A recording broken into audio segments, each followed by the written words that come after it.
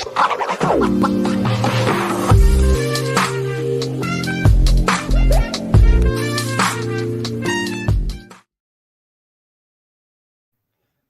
back. Another episode of Cap and Trade. This is episode 51. I am your host, TexansCap. You can follow me on Twitter at TexansCap. So we got a lot to get to tonight. Been kind of previewing the thought of a Laremy Tunsil extension for the past month or so during the show. So wanted to definitely dive into that tonight and get into some of the latest news with the head coach search and what's going on with that. I have a few thoughts on that as well, but the bulk of the show tonight will be on the Laremy Tunsil extension. We'll do a deep dive into that, look at some of the numbers that I review and what I compare against and some player comps and things like that, and just show you some of the numbers. We'll be on over the cap on the contract constructor, and we'll be on the back end a little bit in the premium section, looking at a few things over there. So we'll get to that here shortly. If you got any questions or comments, make sure you throw them up on the board. Hey Joe, good to see you. Thank you for hopping in. So if you're in, got any questions, put them up on the board. We'll get to as much as we can. And make sure you hit that like button. Subscribe if you haven't already subscribed to the show. We do this weekly. If this is your first time in, that we do this weekly at 9 p.m. Every once in a while, I have an interim little impromptu type deal every once in a while, but for the most part, it's every Wednesday night at 9 p.m. All right. So the latest head coach search, and it was interesting today. We saw two more interviews get completed with Idro Ivero and Mike Kafka. And then, the couple of folks, Aaron Wilson and Landry Locker, got some good comments out of Cal McNair and Hannah McNair at the Houston Sports Award tonight. So it's up on their Twitter. There's a lot of good information there. And those interviews with them, just a quick 1-2 minute hit, but the team did complete 7 initial interviews. It looks like Thomas Brown I don't know if he's going to get a second interview. He seems to be doing more offensive coordinator type interviews now. I haven't really heard anything else about Raheem Morris. And as we said, Ivero and Kafka did their second or additional discussions, as the Texans put out today. I think Cal kind of highlighted it pretty well tonight, that they really don't put a number on the interview. They do keep the league well apprised of where they're at in the stages with their interviews and what they're doing, but it's more just a continuous discussion. I think they have multiple discussions, but today could be classified as an interview, but the team is calling it additional discussions, continuous discussions. So that's, just make note of that. I had tweeted about it earlier today, this afternoon, about the additional discussion terminology in the tweet from the team, but it turns out there's really not much to that. It's just a continuation of the initial interview, and they used the same language last year when they were interviewing Lovie Smith. So, but it seems, you've got the two coaches that have interviewed continuously their second round, however you want to call it, Ivero and Kafka. And that leaves Gannon, Steichen, and D'Amico Ryans. And all three of those coaches cannot be interviewed this week. They'll have to wait till after the conference championship, which is this weekend. And all three of those coaches will be playing in the same game. So it'll be very, very fun to watch. If I had to guess, I had tweeted out earlier this week, I didn't think Steichen was going to get a second interview. And I'm still kind of holding to that. I'm not entirely sure how well that interview went from what I'm hearing. And then you see some other tweets where his interview in Carolina didn't go so well. So maybe he's just having trouble with interviews. Not really sure. It seems like Gannon and D'Amico are probably the leaders in the clubhouse per se.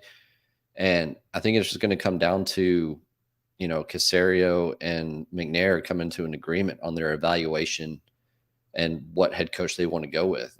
From my viewpoint, it seems like Gannon is the favorite of Caserio and D'Amico is the favorite of McNair. I think both would be fantastic coaches. The fan base is definitely more energized about D'Amico Ryans, considering his history and playtime here and all the things associated with that. Houston is still almost like a second home for him. So I think that's your two top of the leaderboard coaches right now. Anything can happen. Anything can change between now and next week. But That would be where I would place it. And I think it's just going to come down to that discussion between Caserio and McNair. I don't foresee one trying to overrule the other. I mean, obviously McNair would have the final say, but I don't foresee one trying to push and overrule the other. I do think it's a very cohesive discussion between both Cal and Hannah and Nick Caserio, all three of them.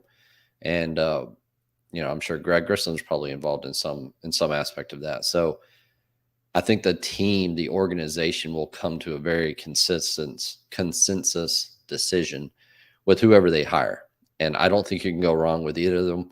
Like I said, D'Amico would probably be the more energizing for the fan base, but I think Gannon would be a fantastic coach. We'll see if Steichen ends up getting a second interview.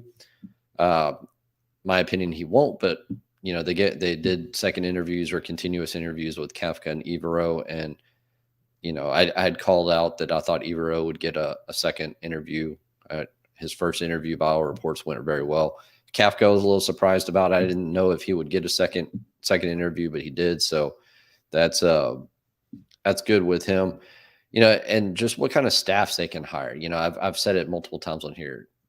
I really don't care if one's on defense or one's an offensive minded coach. I want a leader. I want a good head coach that's a leader that can develop not only your players, but can develop coaching staffs. Because if you're having, you find a good offensive coordinator, the way this league is, you might lose them a year or two after you get them in place and they're, have any kind of success. So, you hope you can build that pipeline up and have replacement coaches on staff in place, ready to go, or have good relationships across the league to where you can bring in coaches to backfill quickly and have a good transition period. So as for who's going to, who will come over with them, whoever is selected. I mean, I haven't really dug into what kind of potential staffs, in the beginning, I had said that if Gannon got it, he would probably look at maybe Frank Wright.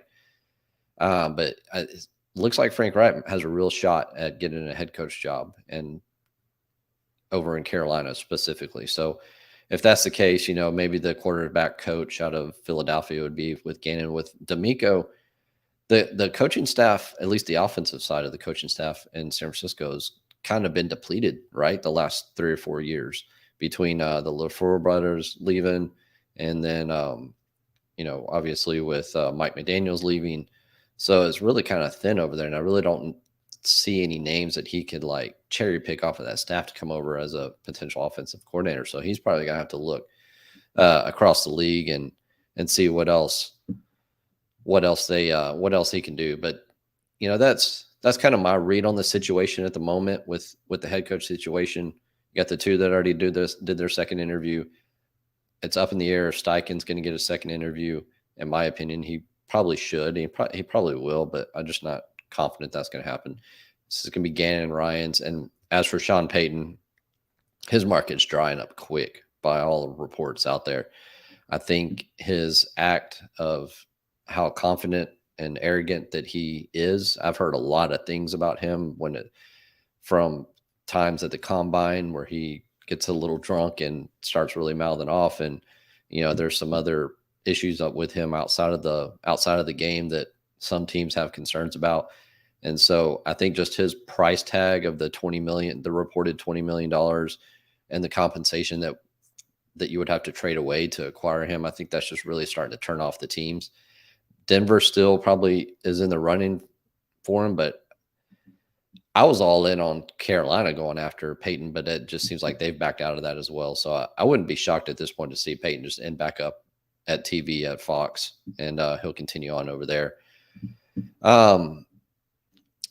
So yeah, that was kind of one thing. Ryan, do we have any clue on potential D'Amico OCC? I really don't have a feel for that yet. Chris Barboza, what's up, Chris? Wonder if Ivero would bring in Dom Capers back to town with him. That's not the worst idea in the world, but I just don't know if Dom is still running around coaching or not. I'm not sure if he's like consulting for anybody. I'm not sure what he's up to, but I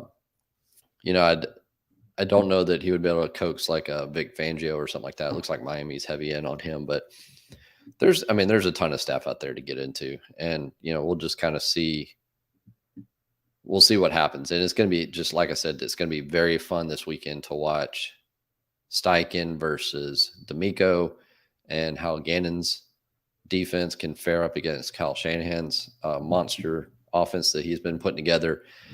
And it's just going to be really fun to watch that go down. So, oh, Capers is in the, okay. I didn't realize that. Thank you. So he says Dom Capers is with Evero in Denver right now. So good. So yeah. Hey, what about it? What is it about Gannon that you like? I just, the reports on him are very favorable, very excellent. And the fact that, yes, he's a good play caller. He has a good scheme, but he's a very good leader. He's very good with the players. He's able to reach the players and speak to them appropriately and just really build a cohesive unit. You see the way the players talk about him. You see the way their defensive scheme runs. It's not just an old school type of scheme like that. It runs a lot of variations. They do a lot of cloud coverage where they have half the field on zone and half the field in man covers. They do have very good personnel on the defensive side there. And don't get me wrong, that's a stacked roster, especially on the defensive side of the ball. 2 very good cornerbacks, a very good defensive line, good edge rushers. They have a lot of good players on that roster. But I think just if you put the whole package together with Gannon, with both his personality, I think he's very level-headed. I think he's an aggressive coach, but I don't think he's outrageous with his attitude and his personality, anything like that. I think he's pretty calm and collected. And then on top of that, I think he would bring over the mentality of the analytics that Philadelphia is known for, probably one of the biggest analytics department in the league. I think Baltimore's probably right up there with them.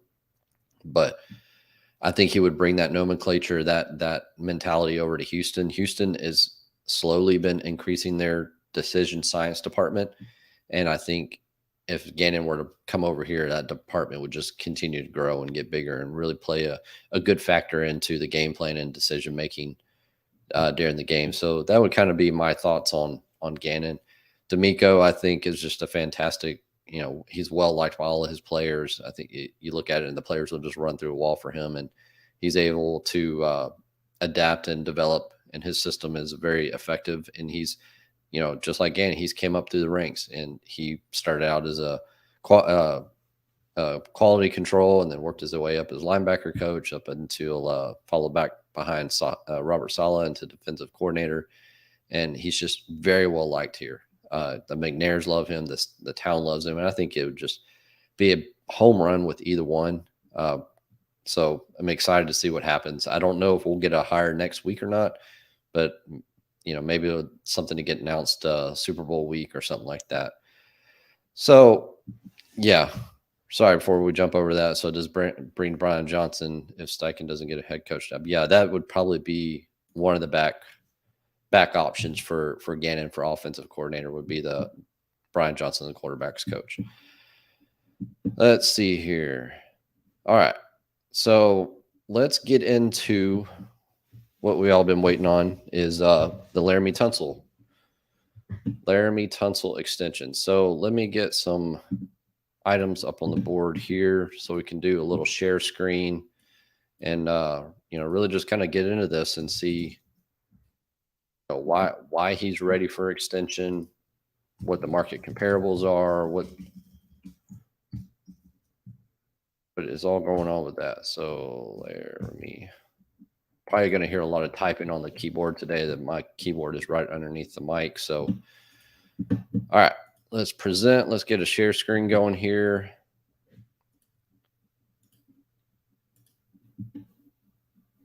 And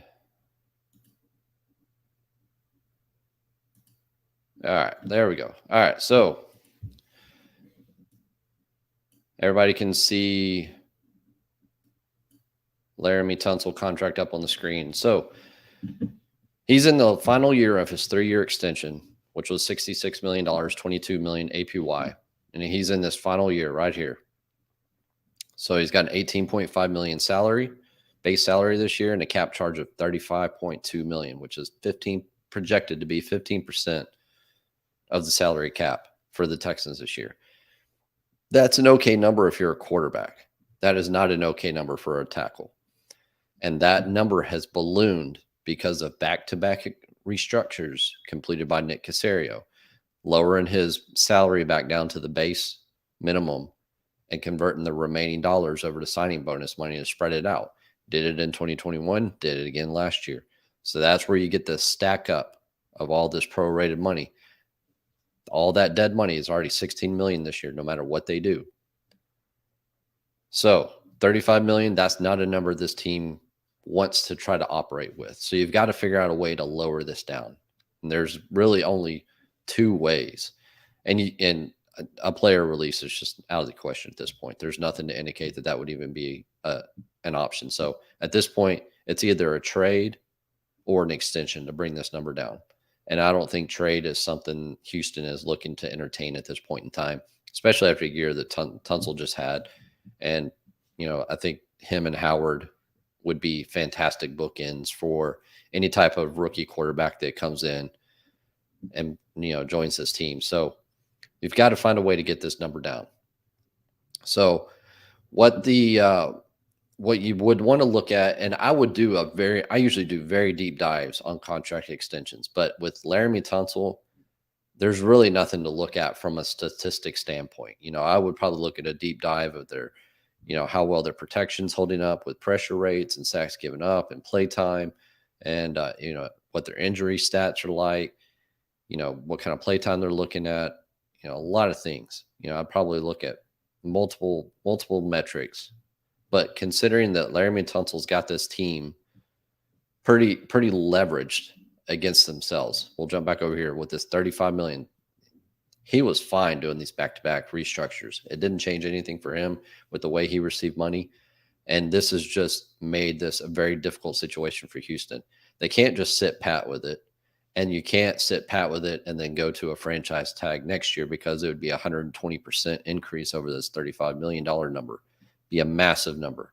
So they've got to figure out a way to get it down. So based on that, based on the fact that we know the leverage that Tunsil has, we're just going to look at the top contracts, and we've got to beat those. It's clear that Tunsil's going to be the top paid offensive lineman after this next extension. So the three names, he's already third right now. He's still already third highest based on APY. We're going to be going against Trent Williams, David Bakhtiari, and Ronnie Stanley. Okay, those are the contracts that we need to beat with this extension. So we're going to jump over to the player comparison tool. So this is in the premium section of overthecap.com. So if you subscribe to the premium content, this is an area you can look at. This is under player comparison. There's just going to be more details on the financials. So like I said, we got Trent Williams at 23, David Bakhtiari 23. Trent Williams got that one little fluffed up number just to get it over 23, just to beat Bakhtiari. And then Ronnie Stanley, his number is a little bit lower at 19.75. That's a function of Baltimore and how they handle things. They offer bigger cash flow in the first 3 years in exchange for a lower APY. It's just how Baltimore does things. They offer, it's kind of a give and take, right? Is the APY number not that big to you? We would rather supplement you with cash and keep that APY down. And you can jump down here to the end where this running cash flow. This is where I say that.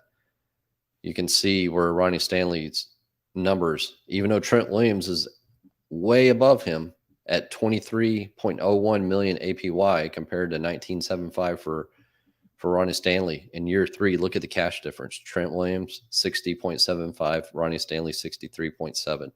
Same thing with Green Bay. They do big signing bonuses with roster bonuses in year 2 and really puts a very strong cash flow. Look at the difference right here. Trent Williams, 40 million in year 2. Bakhtiari and Stanley, over 50 million in year 2 of their deal. So this is a big factor for players and their extensions. What is the cash flow like? Okay, APY numbers are all pretty. Those are cool for agents to report that so-and-so is the highest paid player in terms of APY. But the things that matter is your guarantee structure, this fully guarantee and total guarantee number, and this running cash flow. What the running cash is year year 2, year 3, right? So these are the numbers that we need to try to beat. And then same with guarantees.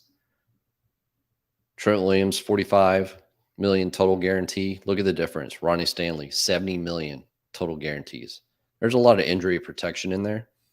But even the full guarantee number, look at this. Trent Williams at 40 million, Bakhtiari at 30 million with, and the reason why Bakhtiari is so low is that's how Green Bay structures their contracts. Every team, all the teams have different methodologies and structures to their contracts. Green Bay does not guarantee any salaries after year 1. They just don't do it. That's just part of their deal. If you're going to sign there, you better come to expect that. But they also keep their players, and they, especially players like David Bakhtiari, he's going to see the year 2, year 3 money. He's not going anywhere. So it's just a function. And that's what I'm talking about. Baltimore has a very big full guarantee number in exchange for that lower APY. All right. So these are the numbers that we're looking at. We're really going to focus in on the APY numbers, the guarantee numbers, and the cash flow numbers. All right. So let me get my spreadsheet up here. Let me stop screening. Let me get that one. Let me get my spreadsheet up here, and then we'll take a look at that.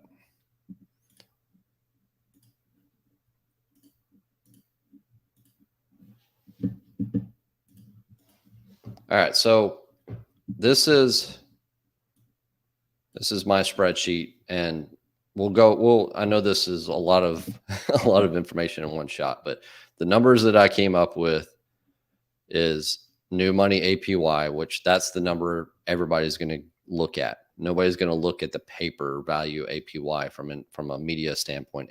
And so 24.5, like we said, 23.01 was the goal to beat with Trent Williams. So the number we came up with was 24.5 million APY on a 3-year extension with 45 million guaranteed and 60 million total guarantees. That 45 million guarantee comes in short of Stanley, but we know that Baltimore, that's just a function of their contracts. That number still beats Trent Williams. And then the 60 million total guarantee still beats Trent Williams. So we're beating Trent Williams, who's considered the top paid tackle in all the major metrics. And then on top of that, we have so that's where the difference is. We have $15 million injury guarantee, and I'll explain that here in a few minutes. We got a $24 million signing bonus. We got some roster bonus, per game roster bonus money, and here's all the salaries. And we'll go over the contract instructor here in a minute to try to lay all this all out a little more clear for everybody. But this is just the way I work through everything. And so the cash numbers, year 2, 67 million, year 3, I'm sorry, look at the wrong column, 49.2 in year 2 and 73.5 in year 3. So that's beating everybody. That's what you want to see from a player standpoint, from an agent standpoint. That's a very big number, 73.5 in year 3. All right, so let me move this off, and we'll get over back to the contract constructor and we'll start punching these numbers in, and so you can kind of see how that tool works. All right. Let's see here. Let me get back to share screen. All right, so over the cap, we have this tool, the contract constructor. It's a very fun tool. I play with it all the time. Type in your player. All right, so it's going to pull in their initial contract details.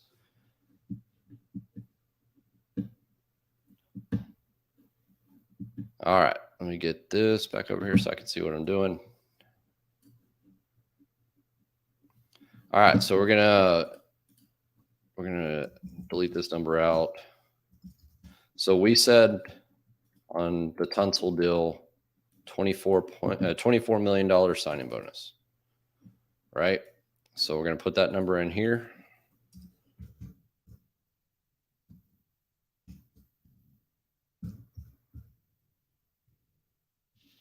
Got to add our years. It's going to be 3-year extension. Okay, no void years. We're not going to play that game.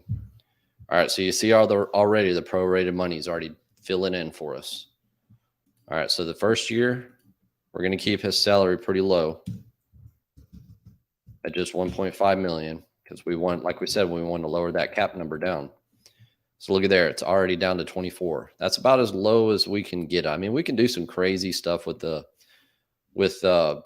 contract, but I think for the sake of this argument, we'll kind of keep it a little more simple. And so right there, we've saved almost a little over $11 million in cap dollars for 2023. All right, so the following, and then on top of that, we're doing a full salary guarantee. All right, 2024, the big balloon payment comes in. $19.5 million base salary. And then I also have that salary being fully guaranteed at signing. And then I also have, we're doing, as we know Houston and we know Nick Caserio loves to do his per game roster bonuses. Almost every player is going to have them. It's going to be difficult to get them in on the Tunsil deal, but I think they're going to have something in there. So we'll put that per game roster bonus in here. It'll be LTBE, which is likely to be earned. We got the full guarantee salary here. So we start seeing our table start filling up. All right, year 3, 2025. We're going to put his salary at $21.5 million. This time we're not going to have any full guarantees. You know, we've already done 2 years worth. And since this is only a 3-year extension, I just can't foresee putting in any additional guarantees. We'll do what is called a vesting guarantee. So what we'll say is the 2025 year salary is guaranteed for injury only at signing. On the 5th day of the 2024 league year, that $15 million will become fully guaranteed. If I were to guess, Houston would want that vesting date to hold off until 2025, but I think for the sake of this negotiation, I think Tunsil will be able to get a year early vesting schedule. So essentially that money is only guaranteed for injury at time of signing. And come March 20th of 2024, that $15 million will shift up into the full guarantee category and be fully guaranteed for skill, cap, and injury. You'll see a lot of times people say guaranteed for sick or SIC. That's for skill, injury, and cap. Those are the 3 categories for any type of dollar figure to be guaranteed. Is for salary, so you can't release the player due to salary cap reasons. Injury, you can't release the player due to injury reasons. And S is skill. I got confused. S is skill, so you can't release the player based on their lack of skill. I for injury, C for cap reasons. Okay. All right. So here we also have 255 in per game roster bonuses. All right, in 2026, 23,235.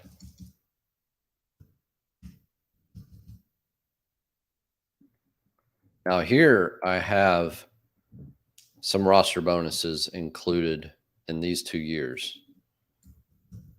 The reason why I put those in here, and it's always fun when I do these because I try to find a way to, it's hard. Are you on the team side of things or are you on the agent side of things? So I'm trying to find a way to be kind of in the middle and try to meet both sides. And so one thing that I am personally a fan of in contracts, especially with veterans, is some type of roster bonus in the 3rd, 4th years of the contract. You do those, and I'll put the notes in here. So 2025 and 2026. roster bonuses due on the 5th day of the respective league year. They're not guaranteed for injury or anything like that. They're just scheduled to be paid out on the 5th day of the league year. So it gives the player a little bit of cash, prior to this, right at the front of the league year in March. But it also forces the team to make a decision. At this point in 2025, they would have a very big decision point. This money would already be guaranteed. So, they really wouldn't have much choice. But that's just another decision point. Maybe there's a trade on the table, something like that, and you want that $750,000 to go over to the next team. Same with year 4. Got that $750,000. Maybe his performance has dropped off, and you can't afford to keep him on the roster for this final year. Well, the team would have to make a decision before this money is paid out when it comes to a player release or something like that. So I think that's very important especially for aging veteran players, to get some kind of roster bonus in the 3rd or 4th year of the contract. That way it puts the onus on the team to make a decision, because if they didn't, they could just sit on him all year, all season long, all through training camp, and then release him right before preseason. And his market is just plummeted and has no real options, would have to take a lower level deal. Whereas if the team knew that they weren't going to pay this roster bonus out, and you wanted to go ahead and release the player, then he's available in free agency and has a shot at making more money. So I think that's just a good decision point for all people involved.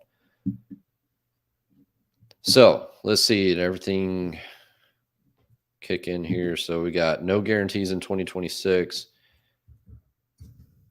Got our per gamers. All right, so let's look at the table here. So we got $73.5 million in new money, 24.5 APY. I don't have a way to we'll put in incentives in here. I know Casario loves incentives. So we're going to put some not likely to be earned. So these are considered not likely to be earned at signing, especially a year in advance. But these will be $500,000 we'll say for Pro Bowl nominations for original ballot. So it's $1.5 million incentives for original ballot Pro Bowl. So it's $500K each season, 2024 to 2026. So that would make the max value jump up.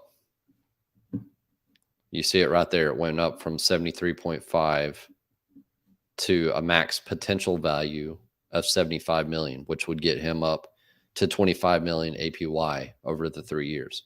Got our running cash numbers. So that's year by year. Here's the whole. Got the 45 through year 2, 67 and 92. So very strong numbers. The way these numbers are a little bit different than what I had in my spreadsheet. The way normally we would look at it is 2023 is, this is all new money. Okay, that makes more sense. So I consider 2023 to be year 0, right? That's your extension year. 2024 is year 1. That's your first new year. Year 2, year 3.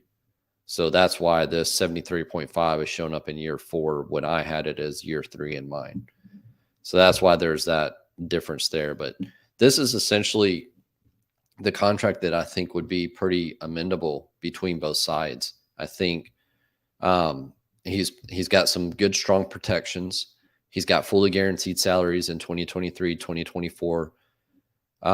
We have an early vesting schedule for this $15 million in 2025. Hopefully the team would be able to push that vesting schedule back to the league year of 2025 instead of the year early, but I don't think that they would be able to. I think Tunsil's got some pretty strong leverage in this situation. So this, I bet, would be pretty dang close if I had to guess. And then, if the team needed to free up some money in 2024, they could do the good old restructure again and free up, close to probably $6 or $7 million in 2024. If they needed to do a restructure there, they could add on some void years to save more money, things like that. But I think this is pretty close. I think this is pretty amenable between all parties involved. If I had to guess, when Laremy Tunsil walks in that room, and he doesn't have a player agent, if he has a consulting group that helps him, they helped him on his current contract. It's the same group that helped DeAndre Hopkins. I think it's the same group that helped Roquan Smith. And then I think Bobby Wagner leaned on them a little bit as well. But if I know what I know, Tunsil's going to walk in that room with a number of probably 28 to 29 million APY as his first offer. And that's just the way it is. I mean, the player's going to come in super high. The team's going to come in super low, and then they're just going to kind of work and find their middle ground. So that would kind of be my guess. I know Tunsil, I know for a fact that when he walked in with the Bill O'Brien, Jack Easterby negotiation on his current deal, he walked in with 26 million APY. I know that for a fact. So, and then they ended up at 22 million. So he'll come in with a higher number. So I think it's pretty safe to say that 24.5, that's going to kill Trent Williams with his 23.01. Maybe the team can get it down below there, but man, Tunsil's got a lot of leverage on this, and I think this is going to be pretty close. So we'll have to see. We'll have to wait and see what happens. But that's more or less how you would use this contract instructor. So if you ever wanted to get over to Over the Cap, it's a free tool. It's up here at the top, contract instructor. It's also under the in the interactive area as well. We have a lot of tools on there, the cap calculator, the trade calculator, and now in the contract constructor. And so you just type in the player name and, add your years, start, do your signing bonus, put all your money in there, and then you can export it out and get a nice PDF with and you make sure you can put all your notes in here about what's guaranteed when, things like that. And it's just a really fun tool. I play with it quite a bit. I have, my spreadsheet that I do a lot of work with it as well. But, this is a good tool if you ever want to look at player extensions, free agents, anything like that. It's a really fun tool to play with. So there's the numbers that we came in with, cap numbers 24, 25, 28, and 30, just a slow rise to account for increasing cap coming up years. Got the strong APY, very strong, 73 million in year 3. I'm not sure the team would be very, very fond of that number, but like I said, Tunsil's got a lot of leverage, so that's going to be something that's a lot of fun. And that's just how I look at it. I try to find that happy medium between a team and an agent perspective. But I also do a lot of in-depth review. And if you remember back, if anybody here read back when I had the website, the actual TexansCap.com website, I did a lot of player contract projections over there. And the one that was probably the most in-depth was the Jadeveon Clowney one. And it was a long one, if anybody remembers reading that. And so I do have a projection ready for Titus Howard. And that one, I think we'll try to go into that one probably after free agency or after the draft, because I don't think that one gets done anytime soon. But that one, I will definitely include more statistics for review and kind of show you all the different areas that I would review to create my player comps. Titus Howard's not going to be the highest paid tackle like we see with Tunsil. So we're going to have to find some players that are, inside the top 5, top 8 pay, and kind of compare their numbers to Titus Howard's numbers and try to find a way to negotiate that number. Let's see here. I know Ryan had a question. So would you expect them to do a deal like this prior to free agency or closer to camp? So it really just depends on what they want to do with that extra 10 million. So, like I said, we had the I think the cap number was 35 million and we got it down to 24 million on this extension. So that's 11 million in savings. Do they want to utilize that money for players in free agency or re-signing their own players, things like that? Or is it something they do in camp and you create that $11 million over the summer and then you take that towards your rollover towards 2024? My opinion, I think they do it sooner rather than later to try to utilize some of that money for free agency. We've talked about on here on some of the player releases that could happen to free up cap dollars. But I think this is going to be a pretty aggressive offseason in terms of free agency spending. So I think it'd be well for Houston to go ahead and get this one done now, probably in February, early March, right before the league year starts, something like that. And then take that 11 million and reallocate it elsewhere. So that would be my thoughts. Why do players care so super duper? That's a cool name. Why do players care so much about the yearly, if guaranteed, the most important? So the yearly, so I'm assuming you're talking about APY. It's really just a selling point at the end of the day, right? It's something that agents love to be able to tweet about and get the message out. A lot of times when you see APYs, player, so-and-so is going to get a contract worth up to 100 million which would mean an APY of 20 million a year on a 5-year deal.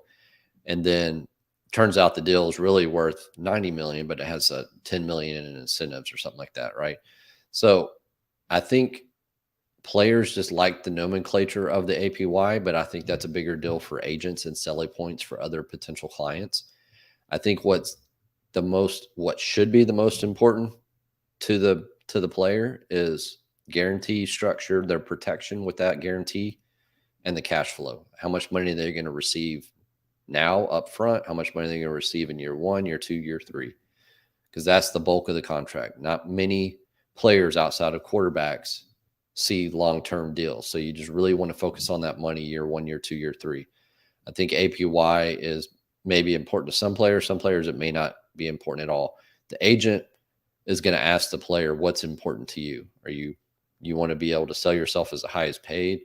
Do you want to sell yourself, do you want to set aside and get your life set with all these future guarantees and fully guaranteed money? What do you want as a player is what the agent should be asking. So that would kind of be my opinion on that there's areas as just protection, guarantees, and cash flow should probably be most important to the player.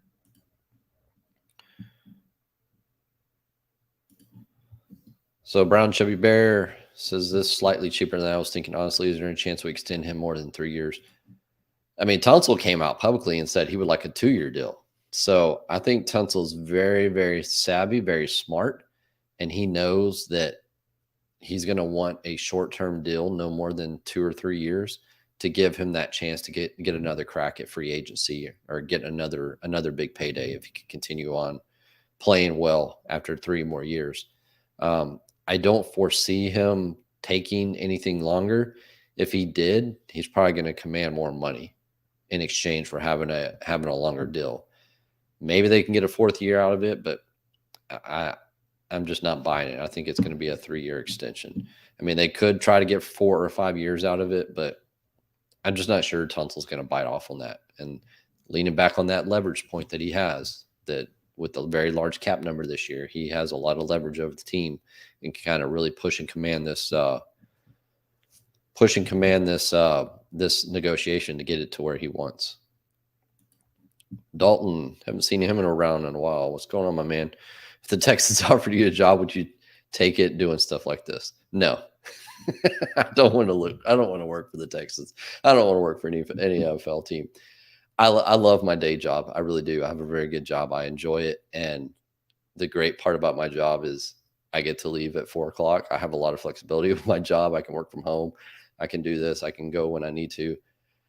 I don't want to be stuck at energy till 8 o'clock every night running numbers, doing contract projections on any potential free agents, players across the league, things like that. Just not I like my family. I like being able to get home. I like being able to see my kids. So I would say no. I would be flattered, but I don't think they would even think about offering me a job. There's a lot of smart folks up there. So Kevin says, where did you learn how to understand so much detail about how player contracts and cap work? Very impressive, casual fan. I appreciate that. So, so it started back in we're going to go back in time here. It started back in 2010-ish, 2010, 2011, right when the new CBA was coming out. And this was back before I even got on Twitter. I think I didn't get on Twitter until 2012. And I was messing around on the message boards like we all did, right? And everybody was always talking about, at that time, it was, trading Matt Schaub. He had just gotten his new extension in 2011, right before the Miami game. Things, they need to trade this, do that. And just nobody was able to accurately state what would happen with the salary cap and how this would work. And so I was like, well, I would kind of like to know the answer to that question. And so I got the CBA, the collective bargaining agreement. It's a public document on the NFL players website, NFLPA.com. And it's about a 300 or 400 page document, but there's some of it's like benefits and workers' comp and things like that it doesn't really pertain for this part of the thing. But I just started reading and tried to figure out everything. And then I started forging some really good relationships. Got to know Jason Fitzgerald at overthecap.com. He's been immensely helpful to answering my questions over the past 10 years. I do a lot of work at Over the Cap. I do a lot of data entry for contracts over there. I manage all the AFC South teams on overthecap.com. And then during free agency and the draft, I try to cover as many contract entries as I can. Jason and I usually kind of split it up 50-50. He probably does a little more than 50-50, but I've just forged a lot of good relationships. And then there's a lot of good folks on Twitter that do what I do for their own respective teams. Miguel with TexansCap for the Patriots, Ian Whetstone with the Pittsburgh Steelers, Brian McFarland with the Ravens. These are just, and then Ken Ingalls up for the Green Bay Packers.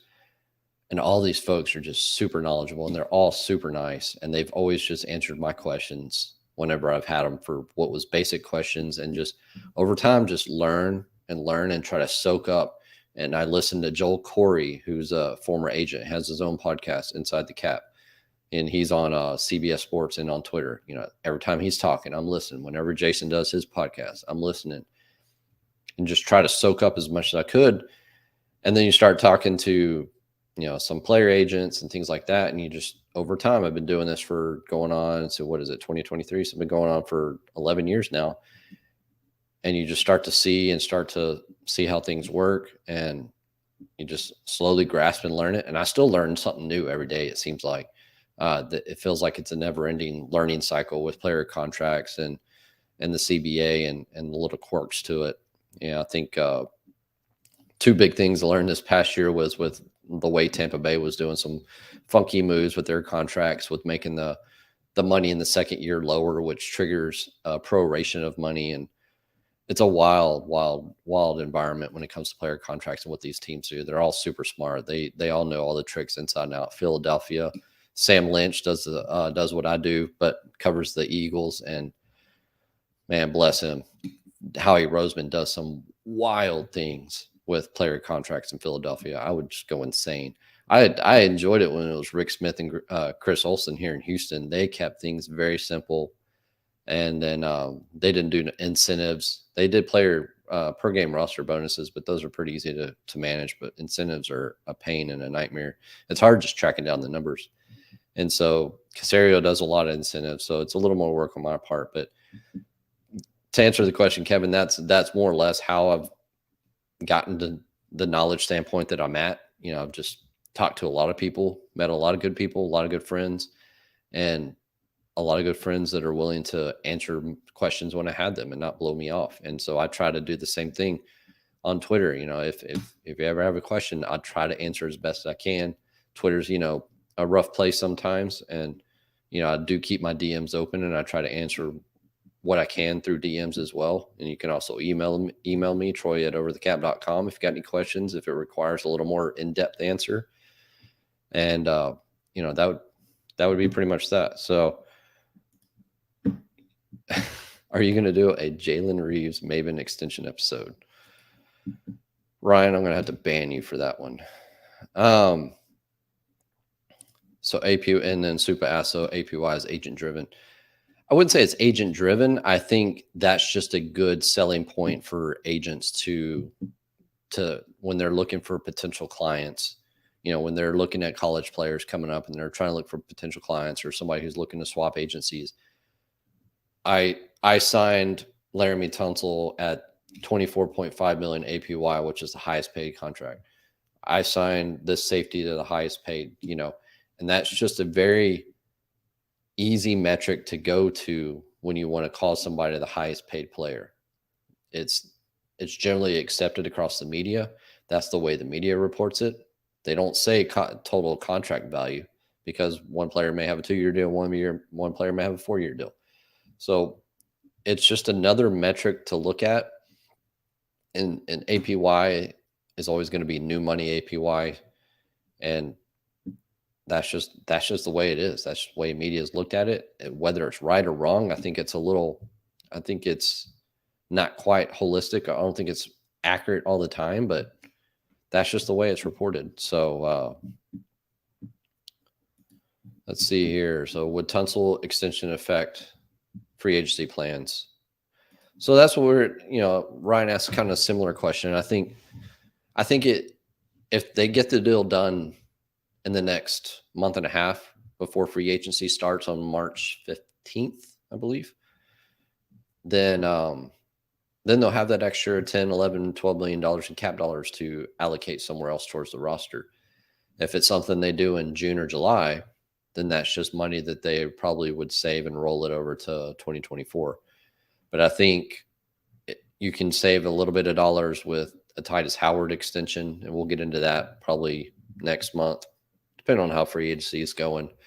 We'll find some quiet time to do the Titus Howard extension. But I think that's the one that you can save, $6-7 million in cap dollars this year and roll that money over and just try to reallocate the Tunsil money.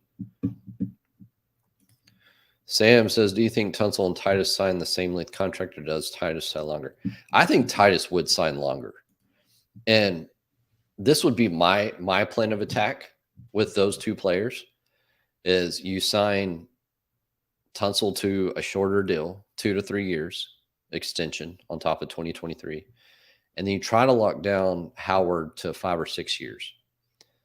And that gives you the perfect transition. I just whacked my Mac.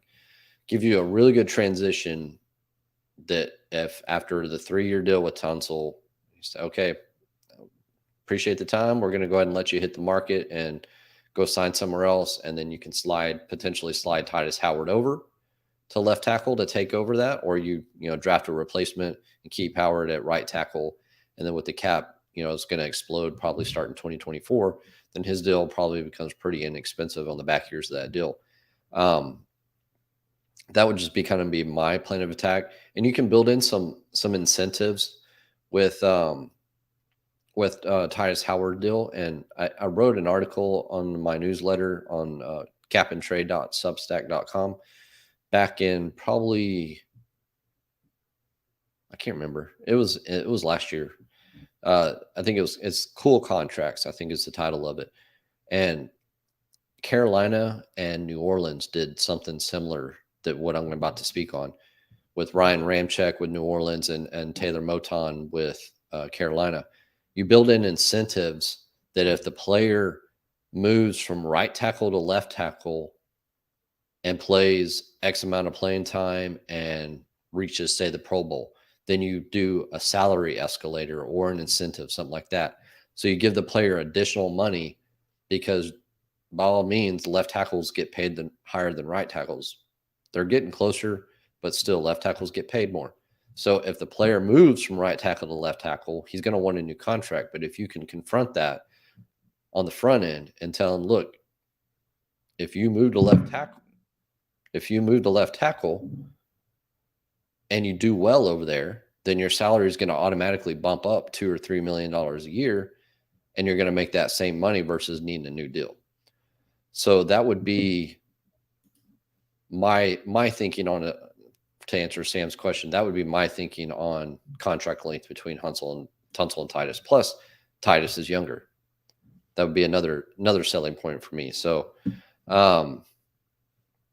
yeah. So I think that about covers it for the Tunsil contract situation. That's a lot to cover. I know it's a lot. It can get kind of overwhelming, and I'm going to probably get even more crazy with the Titus Howard thing. But a couple other things I wanted to get to. So salary cap space update for the Texans. So right now I've got them at 49 player contracts. They haven't signed anybody else after their initial future contracts. But right now I've got them around 35.8 million in cap space, with an effective cap space number of, I don't have it on here, I think it's like 24 million something.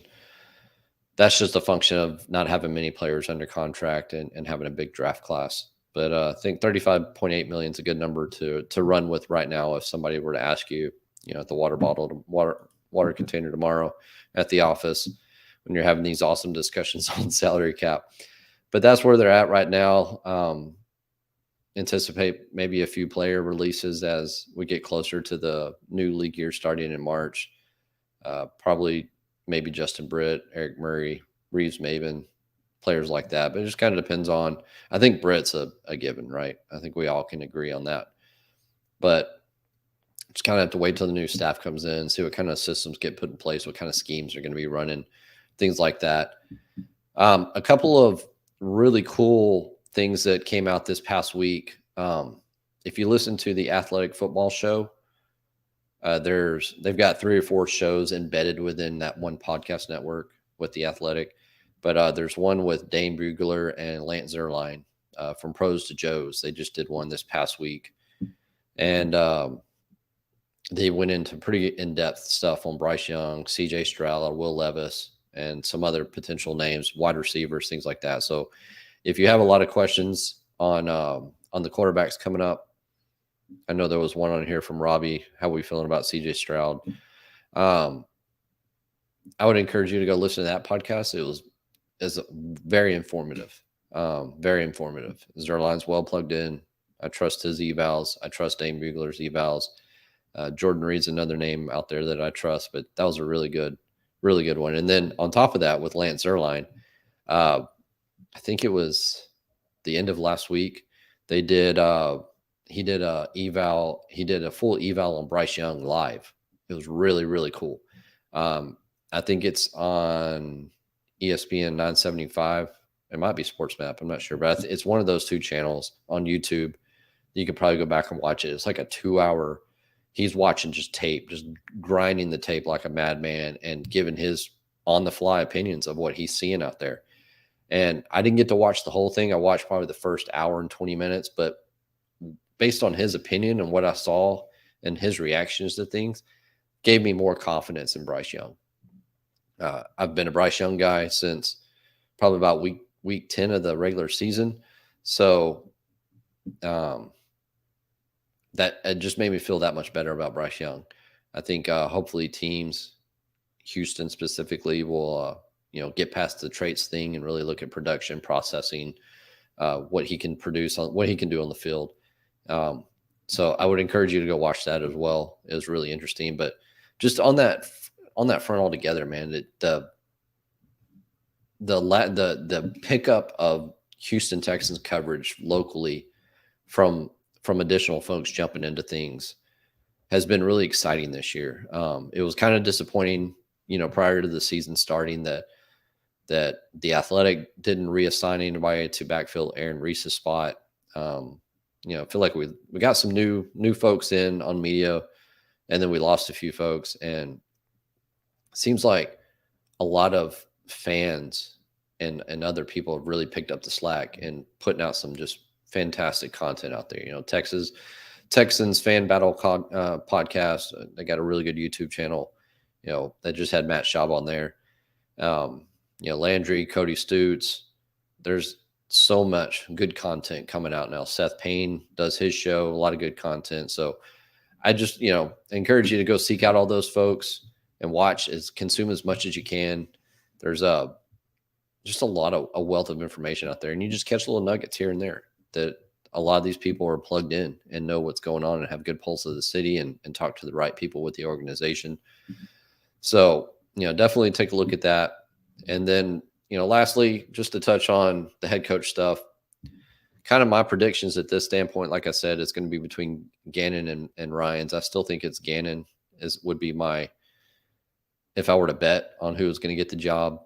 But across the league, it looks like, if I had to guess, Carolina is probably going to go with Frank Wright or Steve Wilkes. And we're all hoping that Indianapolis rehires Jeff Saturday, right? We all want that that nonsense to continue on up there. And Arizona seems pretty well locked in on Brian Flores ever since they hired Monty Osenfort, who's former New England ties. Brian Flores is a shoe in there, it seems like. And then the one that's the big wild card is Denver. I think it seemed like it was between Dan Quinn, and I think Sean Payton's kind of fallen out of favors there as well. But I really think Denver's going to be heavy on D'Amico Ryans. So I'm not sure that the Walton family in Denver would just pay D'Amico that much more money to make it to where Houston wouldn't be able to match. So I don't think that aspect of it. I think it's just going to be the appeal of the job. And it's interesting to see how the appeal of the job has increased, day over day. It was soon as Lovey was fired, this was a horrible job to take. They fire coaches year after year, horrible place to work at. And then you see it day after day. Man, that Houston job's really appealing. Got a lot of draft picks, got number 2 overall, got 2 picks next year in the first round, got a lot of cap space, got a good seasoned general manager, Nick Caserio, 20 years experience. Now all of a sudden it's a popular job. And when it comes to the media, Sean Payton kind of did the same thing when he was talking about it. And it's just fun to see. We all knew as fans that it was going to be an appealing job, but it's good to see the media coming around to that. So it's going to be the Gannon's Ryan's challenge at the end, with Denver fighting for D'Amico if they don't go with Dan Quinn. And we're hoping that Indianapolis sticks with Jeff Saturday. And then one fun thing to keep a lookout for across the league would be Aaron Rodgers. What's going to happen with him?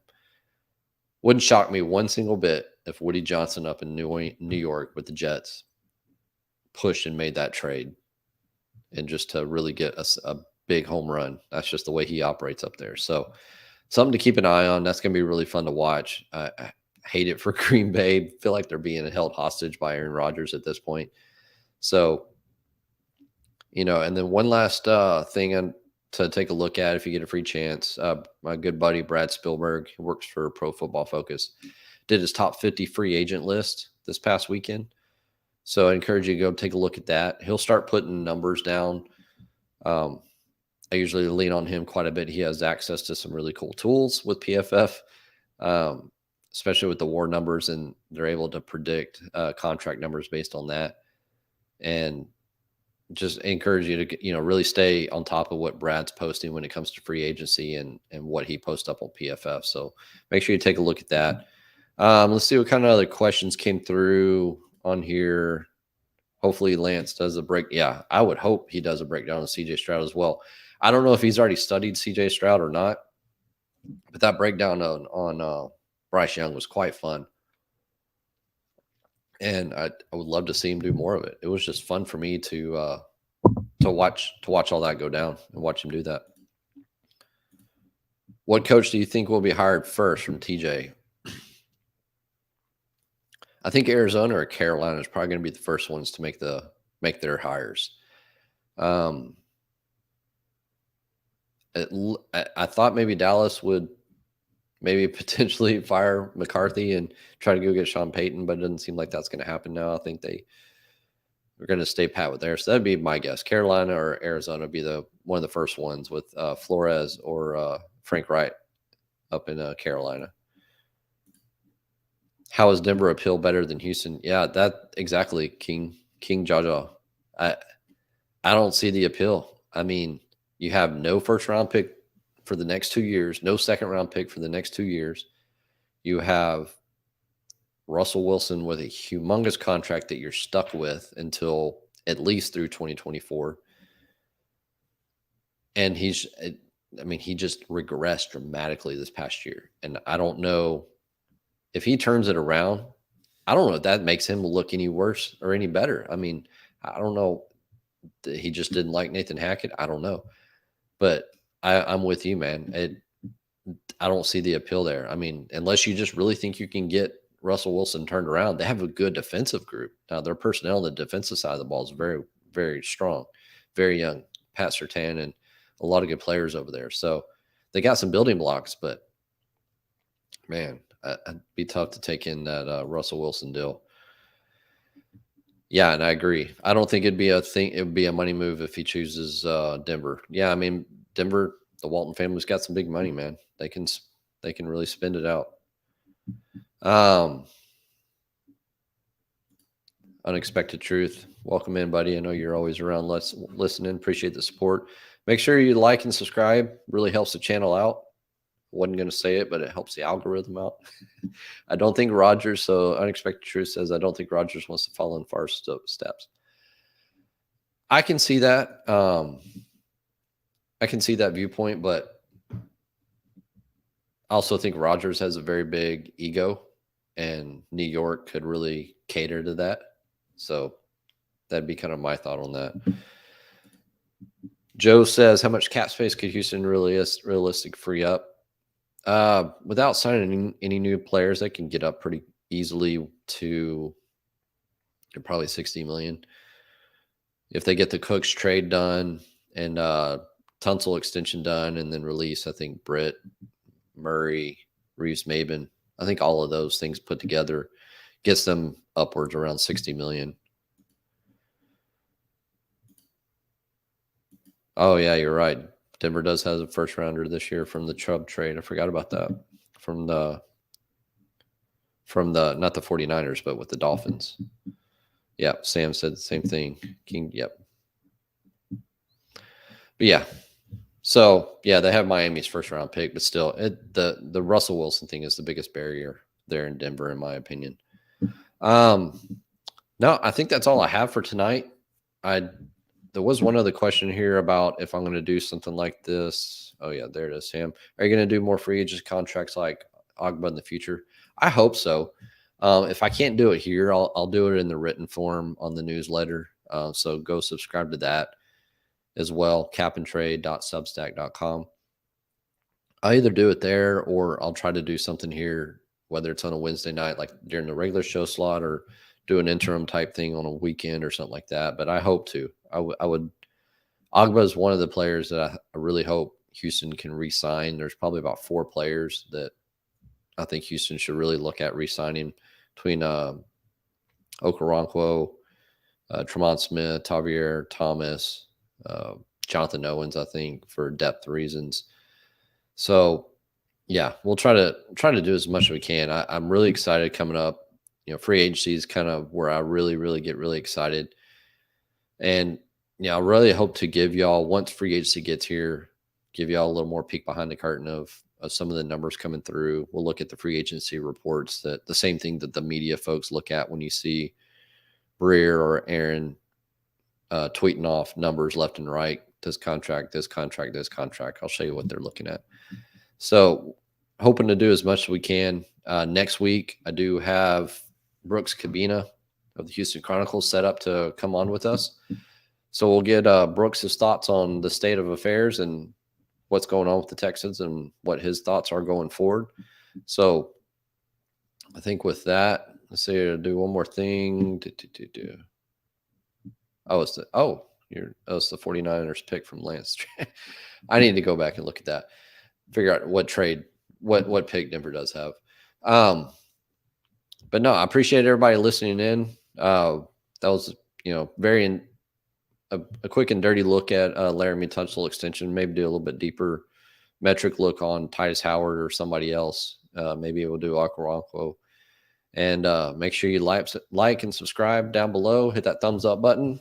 And we'll be back next Wednesday, like I said, with Brooks Cabina from the Houston Chronicle. I do have some additional guests lined up between now all the way up to free agency. So some weeks it'll be just me, and some weeks we'll have some guests on with us. So with that, we will shut it down, and I hope everybody has a wonderful night. And make sure you subscribe, and we'll see you next time. Thank you.